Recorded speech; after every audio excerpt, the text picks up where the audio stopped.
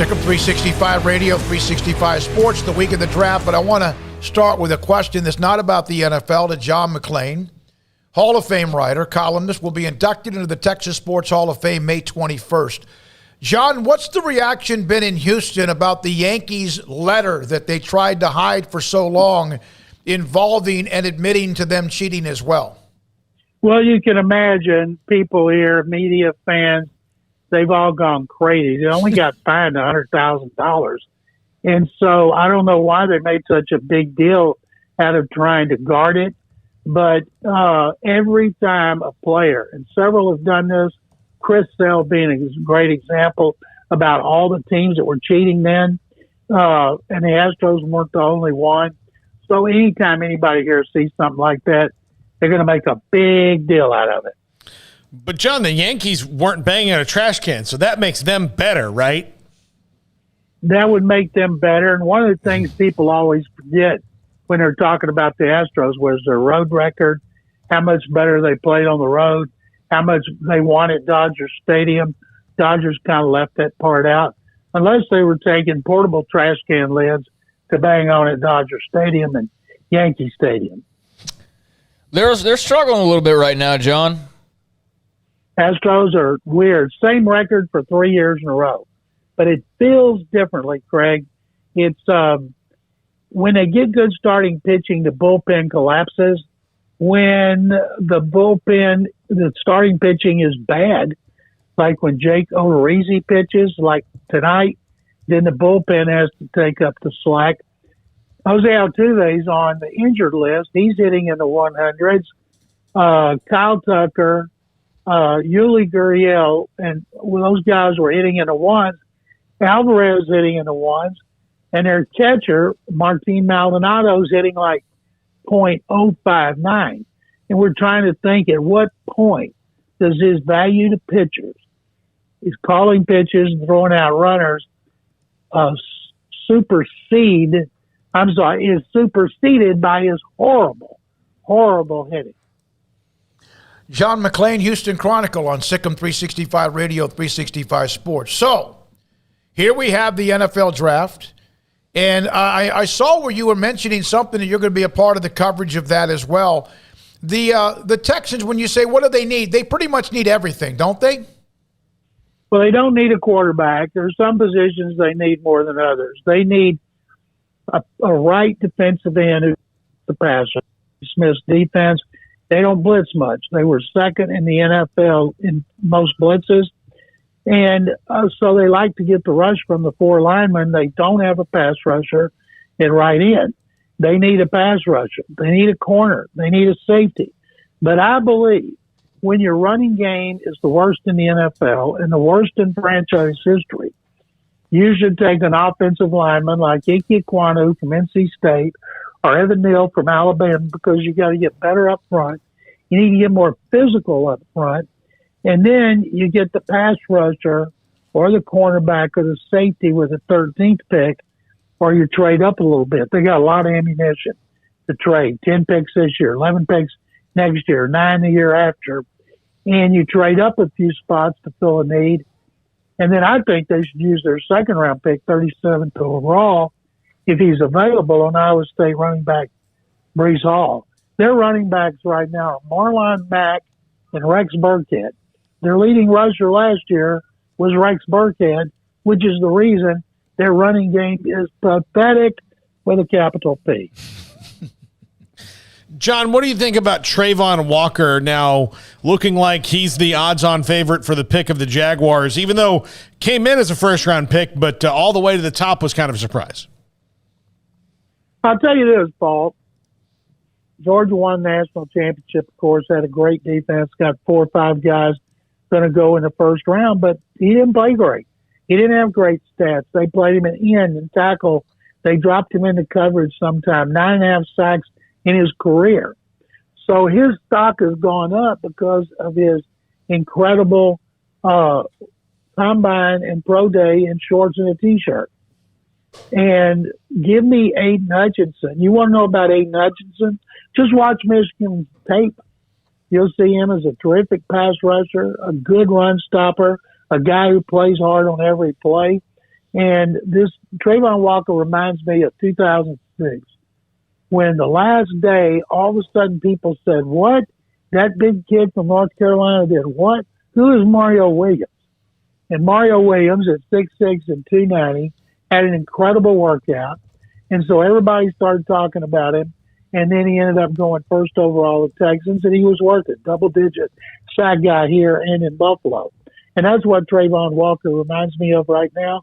But I still would rather have the guy where you have it on tape and you can look at that tape any day. If one of those guys is available when the Texans pick at 3, and I don't think they will be, but if they are, it'll take the Texans 2 seconds to take one of them. John, the Carolina Panthers, obviously it's been a bit of a rocky road for Matt Rule so far in his time there. And then here recently, as they're leading into the draft, there's been kind of mixed messages, and it's just been weird. But what are your thoughts on Carolina and what Matt Rule must do? I guess finding a quarterback is probably number one, but that's where some of the mixed messages have come from. So just kind of how do you view the state of Rule and the Panthers as they enter this draft? There's no quarterback worth the 6th pick. There's not. If they want to reach for one and play a rookie like Kenny Pickett over Sam Darnold, who was the 3rd pick in 18 and has had some good games, they've already changed his quarterback coach again, his offensive coordinator again. When you don't have stability at quarterback on your coaching staff, like Baker Mayfield, how many head coaches, coordinators were quarterback coaches and systems has he had since he's been in Cleveland? If he'd had stability with one coach the whole time and he didn't play in a stadium on Lake Erie that is the windiest in the NFL, how much better would Baker Mayfield be? So if Matt Rule takes, say, Malik Willis, and he needs a year to develop, Matt's replacement will be coaching him as a starter. And if he takes Kenny Pickett, who started 49 games at Pitt, Desmond Ridder started 48 at Cincinnati. If you take a guy that is more ready to step in and play, but still might not be very good, you're just spinning your wheels. Then next year, a great quarterback draft, you may be in a position to draft C.J. Stroud or Bryce Young, and then all of a sudden you've done it 2 years in a row. Not many teams will do that. Arizona did it, I think, with Josh Rosen and Kyler Murray, and admitted their mistake. But to me, I'm going for a position. I'm not reaching on a quarterback who may or may not be any good. But then if you're stuck with Sam Darnold, how does you just have to hope that Sam Darnold plays better and offer it up to the football gods if you're Matt Rule? Or you hope that he plays bad and then you get Bryce Young or C.J. Stroud next year. It wouldn't be Matt Rule. It would be his replacement. But Kenny Pickett or Malik Willis is not going to save Matt Rule's job. John, we had Brad Sham on yesterday, Randy Galloway last week, and, of course, you as well. Shireen is joining us tomorrow as we kind of go down a trip down those being inducted May 21st. And it's amazing. And it's ridiculous. We had Brad Sham. We talked about Frank Lieber, who did everything, and, of course, did some Cowboys games and national broadcast. And then, of course, Bill Mercer, he did everything and covered the JFK assassination, plus wrestling at the Sportatorium. Pretty amazing group that you're a part of, along with them thinking of that about you as well. Well, I'm still blown away. I'm glad they moved it to Waco, my hometown, because I have more of a home field advantage. Every other inductee's from the Metroplex. So I'm kind of representing the rest of Texas. And that group is incredible, of course. But our original one that we put in 16 years ago, with the idea that we would never do it again, we put in Blackie Sherrod, Dave Campbell, my